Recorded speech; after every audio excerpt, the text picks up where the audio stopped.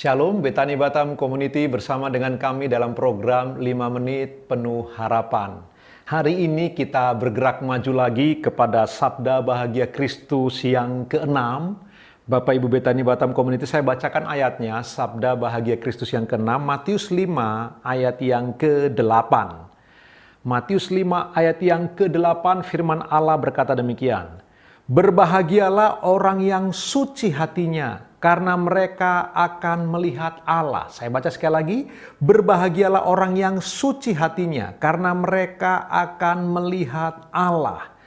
Bapak Ibu Betani Batam Community, ucapan Kristus ini mau tidak mau harus kita pahami sekali lagi dalam konteks religius zaman itu.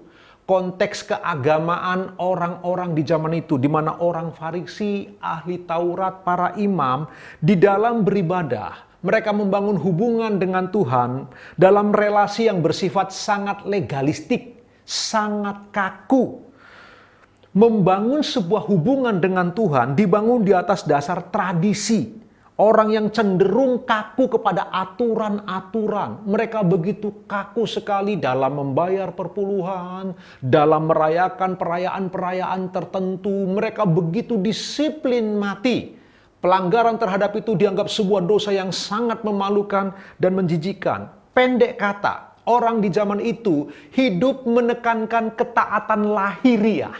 Hidup mereka membangun hubungan dengan Tuhan lebih menekankan kepada ketaatan yang bersifat nampak di luar. Sebuah ibadah ritual keagamaan yang bisa diekspresikan kelihatan di luarnya. Jadi mereka lebih menekankan fenomena luar daripada manusia batiniah, daripada kedalaman hati yang suci. Itu sebabnya Kristus mengungkapkan kalimat ini. Dan secara khusus Matius yang mencatat bagian ini. Kenapa begitu? Karena ini penting untuk kritik kepada orang-orang Yahudi yang beribadah kepada Tuhan sangat legalistik. Dan Tuhan Yesus mengatakan, berbahagialah orang yang suci hatinya, karena mereka akan melihat Allah. Tuhan Yesus mau warga kerajaannya pertama-tama memperhatikan manusia batiniah. Anak-anak warga kerajaannya pertama-tama melihat manusia hatinya, manusia yang sejati. Bukan tentang hati dalam pengertian liver atau kardia itu, tetapi manusia yang paling sejati. Kehidupan manusia yang paling dalam, yaitu hati manusia yang terdalam. Ketaatan harus dimulai dari sana.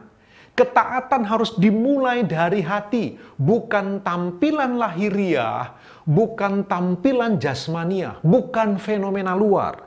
Tuhan Yesus mengatakan, orang-orang yang memulai hubungannya dengan Tuhan dimulai dari hati yang suci. Tuhan Yesus menjanjikan akan melihat Allah. Kapan? Kini dan di sini dan akan datang. Bentuk katanya dimulai sekarang.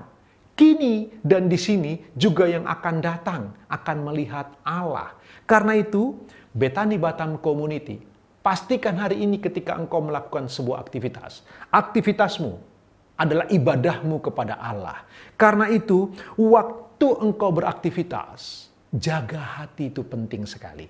Karena dari hatilah kemudian muncul semua fenomena yang kelihatan. Dimulai dari hati yang tak kelihatan itu. Jika kita menjaga kesucian hati, maka kita akan melihat Allah bahkan hari ini. Ketika kita menjaga hati kita, kita bisa melihat Allah bersama dengan kita. Dan di keesokan hari, di dalam ke depan sana, di masa depan, kita pun akan melihat Allah.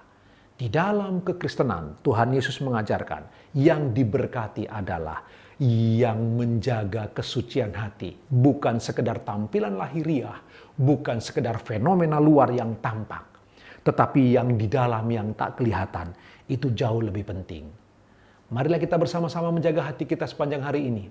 Dan dengan hati yang suci, kita akan sanggup melihat Allah yang tak terlihat itu. Kini, di sini, dan yang akan datang. Tuhan Yesus memberkati Bapak Ibu semuanya. Selamat beraktivitas. Haleluya, haleluya, haleluya.